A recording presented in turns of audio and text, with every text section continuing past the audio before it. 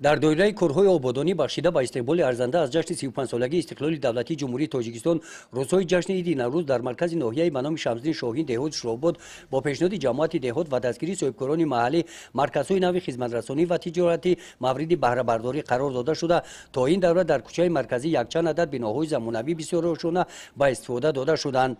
дар ҷашнвораи наврӯзӣ ки дар маркази ноҳия доир карда шуд, дар баромади раиси ҷамоати деҳоти Шурообод ва ҷонишини раиси ноҳия ҳамчунин қайд гардид ки сокинони сарбаланди ин минтақаи кӯҳистон тибқи дастур ва ҳидоятҳои пешвои миллат президенти ҷумҳурии тоҷикистон муҳтарам Эмомалӣ Раҳмон ки дар паёми солонаашон ба маҷлиси олии кишвар ироа намуданд, дар самти корҳои сохтмонӣ, бунёди корхонаҳои хурди саноатӣ, муайё намудани ҷойҳои нави корӣ, нақша чорабиниҳо тартиб дода то ҷашни 35-солагии истиқлоли давлатии тоҷикистон онро давра ба давра мавриди амал қарор медиҳанд.